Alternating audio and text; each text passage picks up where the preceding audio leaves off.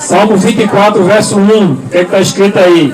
Ao Senhor Jeová pertence a terra. Acharam? Deixa eu achar aí, né? Salmo 24, verso 1. Amém. Glória a Deus. Ao Senhor Jeová pertence a terra e tudo o que nela se contém, o mundo e os que nele habitam. A Bíblia é clara e afirma, né? Tudo pertence ao Senhor. Nós sabemos que Deus criou tudo, né, em 6 dias literais de 24 horas, né? E deixou um lembrete semanal da criação, exatamente o sábado do 7º dia, né? Fez questão, inclusive, de deixar também nos 10 mandamentos. Tudo é dele, né? As pessoas, essa comunidade, tudo aqui pertence ao Senhor. E interessante é que Deus nos criou e compartilhou conosco tudo o que pertence a Ele. Ele criou os mares, os rios, as águas, Ele criou os animais, né? Criou a natureza e depois criou o ser humano e compartilhou da sua criação conosco. Tudo aqui pertence a Deus, nada pertence a nós. Nossos filhos pertencem a Deus, nossa família pertence a Deus, o nosso dinheiro, né? Seja o que for, pertence a Deus. E quando estiver nas nossas mãos é apenas para abençoar o próximo. Você vê o caso de pessoas ricas e famosas que morrem e o dinheiro fica com quem? Né? Eles não levam o dinheiro fica para os outros, para parentes ou amigos, enfim, o dinheiro não fica com eles. Tudo aqui é emprestado, né? Nada é nosso. Deus, na criação, Ele compartilha conosco aquilo que Ele criou, né? E futuramente Ele nos vai dar o seu reino, né? O seu reino de glória. Nós moraremos com Ele nas mansões celestiais, no lugar de paz, onde não haverá mais níveis de maldição. Mas enquanto esse dia não chega, é nosso dever vivermos aqui como verdadeiros cidadãos do céu. Por isso nós devemos estudar a palavra de Deus para conhecer a vontade dEle, para saber o que fazer para morarmos eternamente com Ele. No Salmo 24, ele continua aqui no verso 3, diz o seguinte: tem uma pergunta: quem subirá ao monte do Senhor? Quem há de permanecer no seu santo lugar? Quem poderá subsistir na presença de Deus? Essa é a pergunta feita do salmista. E ele responde: porque é limpo de mãos e puro de coração, que não entrega a sua alma à falsidade, nem jura enganosamente. Este obterá do Senhor Jeová a bênção e a justiça do Deus da sua salvação. Tal é a geração dos que buscam a face do Deus de Jacó. Ou seja, aqueles que andam em santidade e pureza, que não se mistura com as obras das trevas, que buscam realmente o caráter de Deus. Buscar a face de Deus é buscar ter comunhão com Ele. Deus nos criou para nos relacionarmos com Ele e uns para com os outros. Deus, quando criou Adão, Ele disse, né? Ele dizia da criação, né? Foi tarde de manhã o primeiro dia e vez que era bom. Foi tarde de manhã o segundo dia e vez que era bom. E quando Ele cria o ser humano, Ele diz: não é bom que o homem esteja só. As pessoas pensam que Deus ali está falando de casamento, mas Deus está falando de relacionamento com o próximo. É bom nos relacionarmos com Deus, essa é a nossa primeira obrigação de cada dia, mas nós temos também que nos relacionarmos com o próximo. Deus nos criou para vivermos em comunidade, né? Refletir o seu amor, o seu caráter também ao próximo. É claro que também isso começa na família, né? Todos têm família, independentemente se são casados ou não, mas todos um dia foram filhos. Alguns não tiveram irmãos, outros têm irmãos, né? E tudo isso começa na família, né? Deus nos criou para sermos inteiramente dele. E Deus não aceita coração dividido, né? Porque Deus conhece o que é melhor para nós não sabemos. Na criação, Deus compartilhou as suas possessões conosco e continua sendo dono de tudo, né? Embora os homens pensem que são donos de alguma coisa, mas não são donos de nada. Tudo aqui é emprestado, tudo aqui também é ilusão. Então na criação ele compartilhou as suas posses conosco e na cruz ele veio reivindicar o que é seu, veio reclamar o que é seu por direito, que são os seres humanos. Satanás pensa que tem o direito sobre os seres humanos porque o pecado entrou no mundo, mas Deus mostrou que não. Ao ressuscitar Moisés, ele demonstrou que aqueles que entregam a vida ao Senhor, nem a morte pode detê-los. Os seres humanos pertencem a Deus. E ele veio reivindicar aquilo que é dele. E ele agora quer estar conosco, mas nós, infelizmente, nós ainda temos uma certa relutância de quê? De nos afastar daquilo que nos afasta de Deus, daquilo que nos impede de receber a plenitude do Espírito Santo. Deus não apenas nos criou, mas nos dotou também de dons. Ele nos deu um corpo, nos deu habilidade, sustento e o tempo. As nossas faculdades mentais, elas devem ser desenvolvidas para Deus. Por isso é importante a leitura. Ler bons livros, livros que edifiquem. Ler livros cristãos, né? Além da Bíblia, né? A leitura, ela ajuda a expandir o nosso cérebro, a expandir a nossa mente. Por isso que é importante a gente ter cuidado com aquilo que a gente lê, mas também com aquilo que a gente assiste, com aquilo que a gente ouve. Porque nós somos transformados por aquilo que a gente contempla, tanto no que vê como no que escuta. A música, por exemplo, é tipo uma oração. E de tanto você repetir aquilo ali, você termina se tornando o que a música está dizendo. Por isso é importante também nós ouvirmos músicas que louvem a Deus, né? E não músicas do mundo. No céu, nesse momento, há louvor. Você não vai ver na Bíblia registro nenhum dos apóstolos, nem nenhum servo de Deus cantando músicas do mundo, apenas louvores a Deus. E no céu da mesma forma, só louvores ao Senhor. Deus, ele não está interessado no nosso dinheiro, ele está interessado no nosso coração. Se nós entregarmos o nosso coração a Deus, todas as demais coisas também será fácil entregarmos a Ele. O nosso viver, o nosso louvor, os dízimos, as ofertas, a nossa consagração vai depender verdadeiramente da nossa entrega a Deus. Lá em Efésios é dito que nós devemos remir o tempo, porque nós somos filhos da luz e não devemos compactuar mais com as obras infrutíferas das trevas. Né? Os entretenimentos do mundo realmente são coisa infrutífera, não nos leva a nada, a lugar nenhum. A Bíblia diz, não ameis o mundo nem o que no mundo há. Né? Porque o mundo e as suas coisas são passageiras, mas aquele que confia no Senhor permanece eternamente. Por isso a importância do culto a Deus, estamos na Bíblia, porque nós estamos tomando tempo, fazendo aquilo que agrada a Deus, procurando conhecê-lo e louvando perante os povos. Né? O salmista diz, te louvarei, cantarei louvores a ti perante os irmãos e perante os gentios. O cidadão do reino celestial, ele tem uma obra a fazer, que é ajudar a Cristo no plano da salvação. A Bíblia diz que Deus nos remiu e nós somos raça eleita, nação santa. Abra sua Bíblia em Apocalipse no capítulo 1.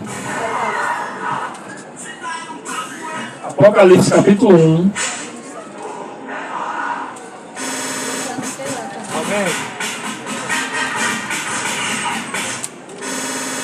Veja que citação interessante nós encontramos aqui. Capítulo 1 de Apocalipse. João diz o seguinte, certo? Saudando as igrejas. Dando a paz e a graça, saudando as igrejas, ele diz o seguinte. E da parte de Jesus Cristo, a fiel testemunha. Apocalipse 1. Deixa a irmã abrir Apocalipse 1.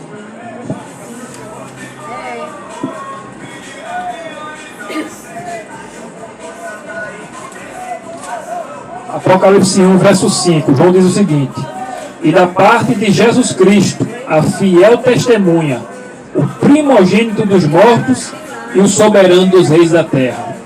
Verso 5, né? Aquele que nos ama e pelo seu sangue nos libertou dos nossos pecados. Jesus nos ama, veio morrer por nós, não apenas, como as pessoas pensam, para se salvar, mas para nos libertar dos nossos pecados. Deus nos dá poder contra o pecado, contra a tentação. Por isso que a Bíblia diz que não devemos mais andar conforme as obras infrutíferas do mundo, né? E nós devemos realmente andar de forma como agrada a Deus, né?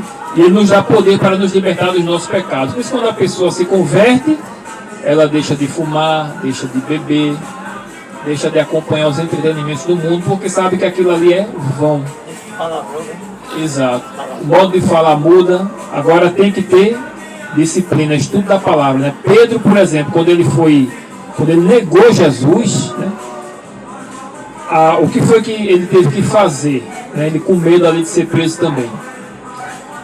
Ele começou a praguejar, né? Falar palavrão. Por quê? Porque a pessoa que disse, você é um deles, ele para confirmar que Pedro era um deles, ele disse, a tua fala te condena, porque você fala igual a eles.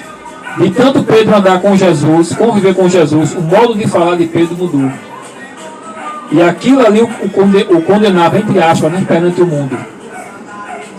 O acusador disse, você é um deles, você fala igual a eles. Aí Pedro começou a praguejar e falar palavrão.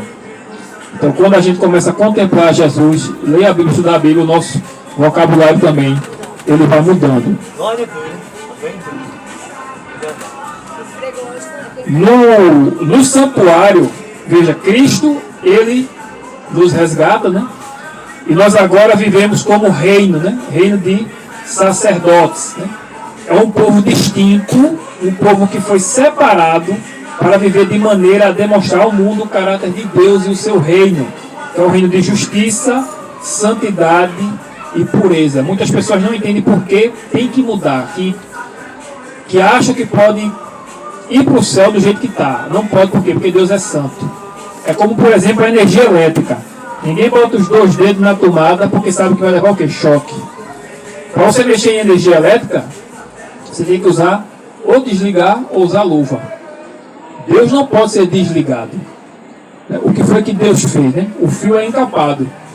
Deus, ele veio a este mundo, o Filho unigênito se revestiu da humanidade para poder, digamos assim, encapar a energia, né? A sua santidade, para não consumir as pessoas. Ele se revestiu. E a gente, para se chegar a Deus, assim como na energia elétrica, né? For mexer no fio decapado, tem que usar luva. Assim também nós temos que, para viver no céu, sermos revestidos das vestes de Cristo. Por isso que nós vamos ser transformados. É isso que as pessoas não entendem. Não é que Deus não goste do pecador. Não é que Deus não goste do pecado. Deus ama o pecador, como dizem, né? Mas aborrece o pecado. É o pecado que nos faz separação de Deus. Quando Deus vem aqui destruir o mal, o pecado não subsiste na presença de Deus. E aqueles que têm pecado, não for revestido, não for transformado, ele vai ser consumido. Então não pode entrar no céu de todo jeito. Por isso que tem que haver realmente uma transformação. Isso só vem por meio da comunhão com Deus, só vem por meio do estudo da palavra, da oração e do batismo do Espírito Santo, para que naquele grande dia sejamos revestidos, né, de glória.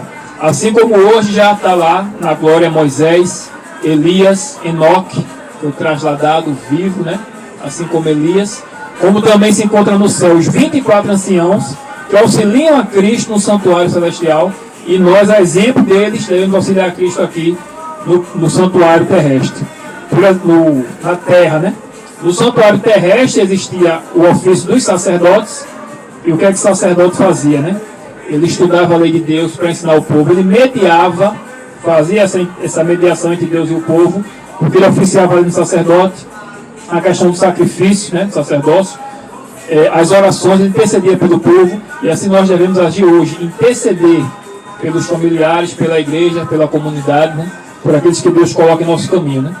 Lá em, acho que é 2 Timóteo, capítulo 4, verso 8, se eu não estiver enganado, eu estava lendo hoje, diz que o desejo de Deus é que todos se salvem, né, e que nós devemos orar por todos os homens, ou seja, todas as classes de pessoas, né, sejam reis, sejam presidentes, sejam do mais humilde ao mais, digamos assim, de status social elevado, né.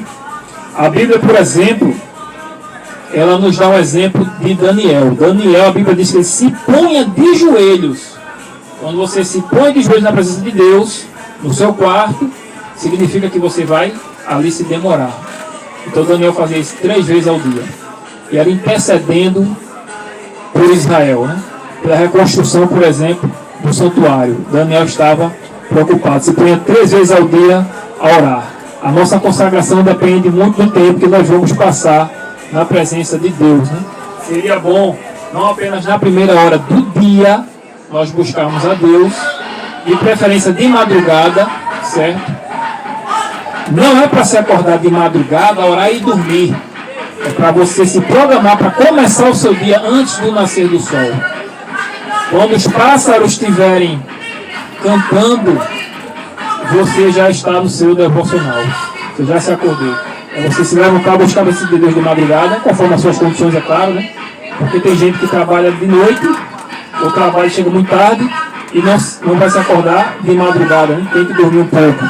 Mas se você pode dormir cedo, se acordar antes do nascer do sol, você vai ver que vai fazer toda a diferença. Porque você vai ter mais tempo de qualidade com Deus, vai estudar a Bíblia sem pressa e vai orar sem pressa. Você vai poder dizer, por exemplo, na sua oração intercessora, o que está acontecendo na vida daquela pessoa que você está orando. Como é que está aquela pessoa, o que é que você quer que aquela pessoa mude. Tudo isso requer realmente tempo de qualidade. No livro Mordomia do Tempo, certo? Na página 337, aliás, no livro da igreja, certo? Nisto cremos, falando sobre a mordomia do tempo, diz o seguinte: na qualidade de fiéis mordomos, glorificamos a Deus mediante o sábio uso do tempo. Tudo quanto fizerdes, fazer de todo o coração, como para o Senhor. A Cristo Senhor é que vocês estão servindo. Colossenses 3, verso 23 e 24. A Bíblia nos adverte a nos conduzirmos não como estúpidos, pessoas sem conhecimento, e sim como sábios, remindo o tempo, porque os dias são maus. Nós deveríamos também, na hora do almoço, botar o almoço na mesa, ou antes do almoço, orarmos, né? Buscar comer também por meio do almoço. Ao invés de perder tempo almoçando e assistindo televisão, por exemplo, só assistindo notícia ruim, só enchendo a mente de preocupação e de ansiedade, que nós já temos, né? Muita preocupação e ansiedade. Para que mais, né? Assistindo aquilo que não vai nos levar a nada. Tal como Jesus, devemos ocuparmos dos negócios do Pai, né? Lucas 2, verso 49, Jesus disse: eu estou ocupado com os negócios do meu Pai. Jesus com 12 anos de idade, né? Já estava assim. O tempo é um dom de Deus e cada momento é precioso. Ele nos é concedido para quê? Para formarmos o caráter a ser levado para a eternidade. Nós, na vida, né, nós não vamos levar nada. Nós vamos levar exatamente o caráter. Isso é o mais importante. Na questão do tempo, a gente vê, por exemplo, a sabedoria de Deus. Deus criou um dia específico para nos lembrarmos dele e termos comunhão com ele. É exatamente o sábado, o 7º dia da semana.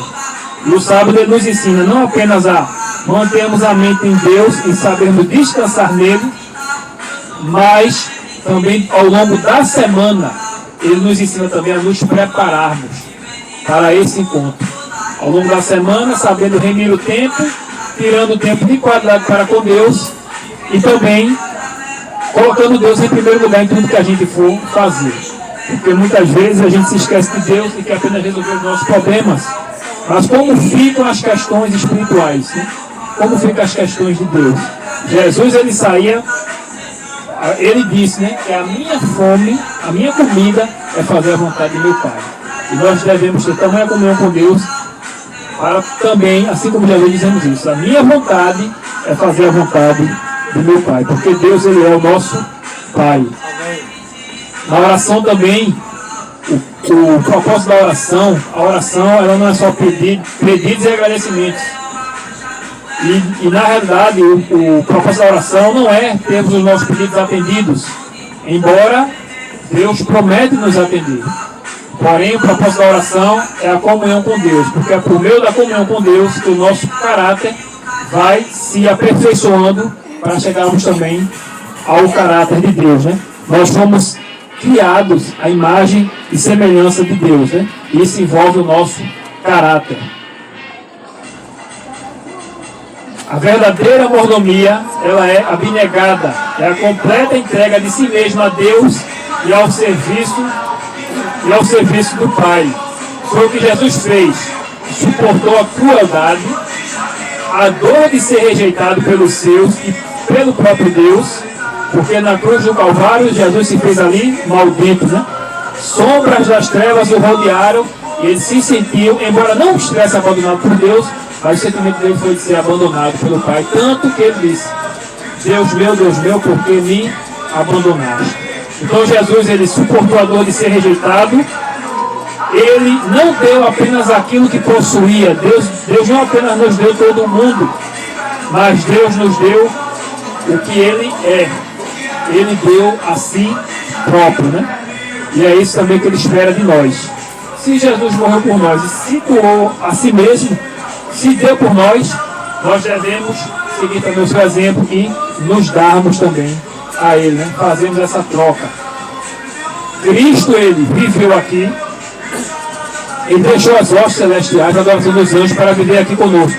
Se revestiu da humanidade, né? É um milagre. Nós não podemos explicar o mistério da encarnação, para que o povo não fosse consumido por sua glória. Ele veio, viveu entre nós, sofreu o que nós sofremos, sem murmurar, sem reclamar, sempre exaltando o Pai. E até hoje foi entregue naquela cruz, foi zombado, escarnecido, maltratado, e até na cruz ainda continuou o escárnio contra ele, mas ele não proferiu nenhuma palavra de maldição contra ninguém, muito pelo contrário, aí nos abençoou, pedindo que Deus os perdoasse, porque não sabia o que faziam. E além disso, Jesus ainda vive por nós, porque a Bíblia diz que ele está no santuário vivendo por nós, ele vive para interceder por nós. Cada oração, cada lágrima derramada, cada dor, cada sofrimento, cada pedido, tudo ele toma para si e ele sabe, né? Ele sabe o que é padecer, porque ele próprio padeceu. Então ele se compadece de nós. Muitas vezes, nós, para sermos humildes ou para termos empatia pelo próximo, muitas vezes nós precisamos passar por aquilo que a pessoa passou. Muitas vezes a gente tem até uma certa empatia pelo próximo, mas quando a gente passa na pele, a gente realmente compreende. Embora Deus não precisasse disso, mas Deus fez questão para provar que Ele realmente é amor, que Ele é justo e que as acusações de Satanás eram falsas, né?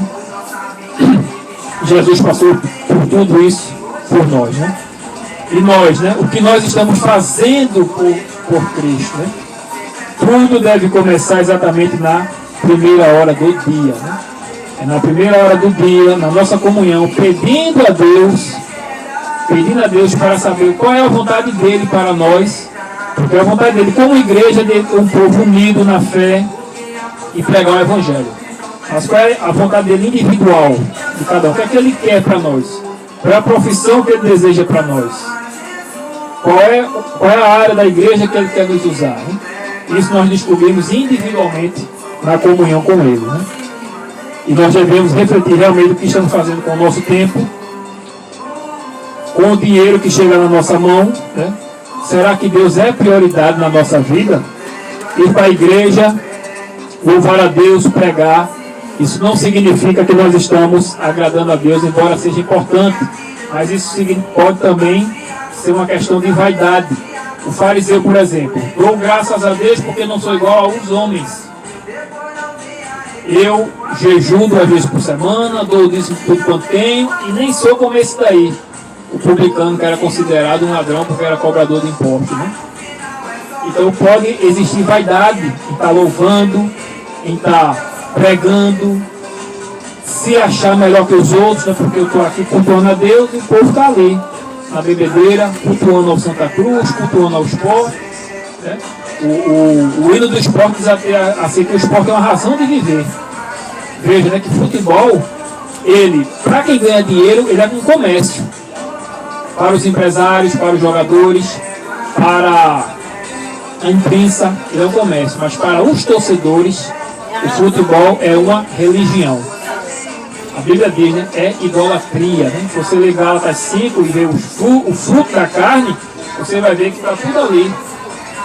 Briga, bebedice, entre outras coisas, está onde? No futebol, né?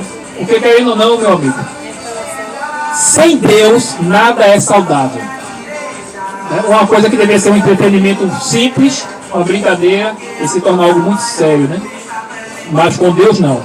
Então a gente pode se achar melhor que os outros, mas nós não somos. A nossa comparação tem que ser com Deus. Quanto mais comunhão tivermos com Deus, mais nós vamos ver a nossa pequenez, a nossa insignificância, né?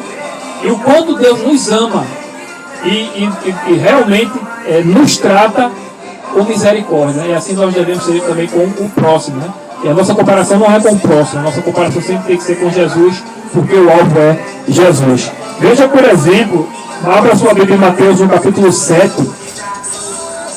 Veja, por exemplo, a importância de manter comunhão com Deus, para conhecê-lo, conhecer o seu caráter, conhecer qual é a sua vontade.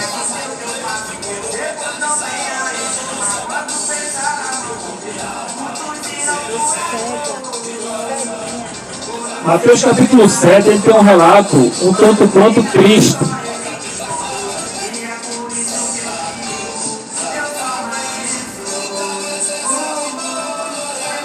Ele tem um relato um tanto quanto triste. Porque ele fala de pessoas que, embora usavam o nome de Deus, falavam o nome de Deus, estarão perdidas eternamente. Mateus é Novo Testamento, irmão. Novo Testamento. Mateus capítulo 7. A senhora está em que livro? Qual? É para frente, é para frente. Ajuda ela aí, Roma, por favor. É para frente. Mateus capítulo 7. Ele vai lhe ajudar.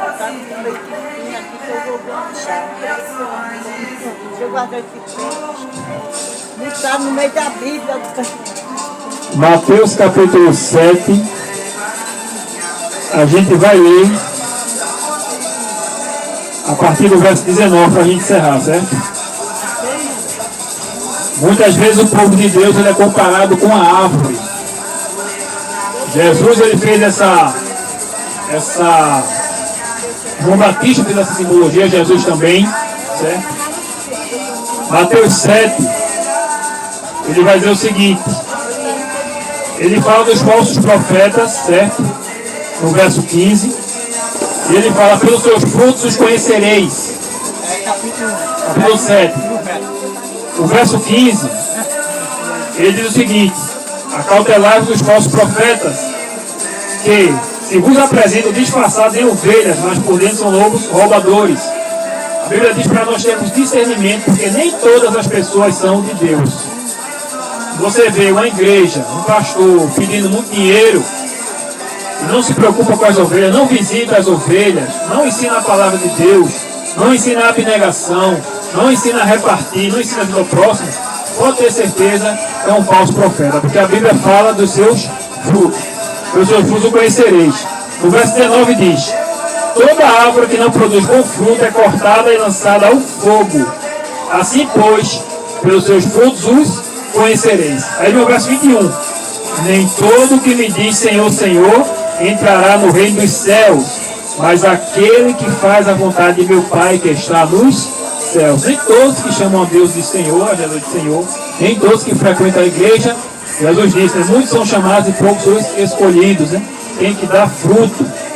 Verso 22, muitos naquele dia hão de dizer-me, Senhor, Senhor, porventura não temos nós profetizado em teu nome? E em teu nome não expelimos demônios? E em teu nome não fizemos muitos milagres? Mas esse poder não vinha de Jesus. Jesus diz que nos últimos dias seriam feitos sinais e prodígios que, se possível, enganariam até os eleitos. Tudo está sendo preparado para a vida de quem? Do anticristo. E não é ninguém mais, ninguém menos do que o próprio Satanás. O próprio Satanás, ele pisará nesta terra personificando a Cristo. Aquela imagem de Cristo que nós temos, né? Herdada da Igreja Católica, por exemplo, Satanás vai personificar. Mas já depois que a porta da graça estiver fechada, porque os salvos não poderão ser enganados, né? O mundo está sendo preparado para receber realmente o anticristo. E esse poder, né, de expelir demônios, né, dos falsos mestres, não vem de Deus, vem realmente de Satanás. Porque Jesus diz aqui no verso 23, Então lhes direi explicitamente: nunca vos conheci, apartai-vos de mim, os que praticais a iniquidade. Outro texto também Jesus disse: apartai-vos de mim, malditos, para o lago de fogo e enxofre, que foi preparado para quem? Para o diabo e seus anjos, né? O lago de fogo e enxofre não foi preparado para os seres humanos. Para os seres humanos foi preparado o paraíso. Mas, porém, por suas escolhas, o ser humano, infelizmente, né, irá para lá. Veja que essa frase aqui é muito importante. Nunca vos conheci. O conhecimento verdadeiro de Deus é quando você tem relacionamento com Ele. Quando você procura ter intimidade com Deus, através de quê? Do estudo da palavra, da oração, de entoar louvores e de vir à igreja também, congregando com os irmãos. Tudo isso faz parte do conhecimento de Deus. Viver a mensagem, fazer de Jesus realmente alguém real, levando a mensagem. Consequentemente, se você recebe a Jesus no seu coração, se Deus é santificado no seu coração, se você é uma pessoa consagrada, você vai levar a mensagem onde quer que Deus lhe peça para ir, você vai. Veja que Jonas viajou para uma cidade distante para levar a mensagem. Nós muitas vezes, perto de casa, nós não queremos ir levar a mensagem de Deus, e nem no nosso dia a dia pregar. Mas para isso é necessário que conhecimento. Quanto, repetindo, que o propósito da oração é a transformação do nosso caráter. Recebemos o batismo do Espírito Santo e assim pregarmos o Evangelho de Deus. Que Deus seja louvado, que Deus nos abençoe. Amém. Essa é a mensagem de hoje, certo? Termos comunhão com Deus. Deus é o dono de tudo, Deus pode todas as coisas, né? E nós devemos realmente termos relacionamento com Ele e fazermos bom uso do nosso tempo, aproveitar nossos momentos vagos realmente para fazer a vontade de Deus e estudar a sua palavra. Ver refletir o que estamos fazendo com o nosso tempo vago, né? Muitas pessoas dizem que não tem tempo para Deus. Isso é uma mentira, uma das maiores mentiras que Satanás tem criado. Nesse momento, vamos fazer uma oração, né? E a irmã vai encerrar com um louvor, não é isso? Vamos nos pôr de pé para fazermos a oração final. Bendito Deus e Pai, obrigado, Senhor, pela palavra. Neste momento te rogamos, Senhor, e suplicamos que nos ajude, Senhor, a organizar o nosso tempo de maneira que venhamos, Senhor, termos mais tempo para Ti e realmente nos preocupar em fazer a Tua vontade. Vivermos realmente para a Tua honra e glória. E isso começa realmente na nossa decisão de termos mais tempo para Ti, principalmente na primeira hora do nosso dia. Orarmos sem pressa, estudarmos a Tua palavra sem pressa, buscarmos realmente nos levantar mais cedo para que possamos realmente ter uma comunhão, um tempo de qualidade para contigo. Nos abençoa, Senhor, nesse sentido. Batiza-nos com Teu Espírito Santo.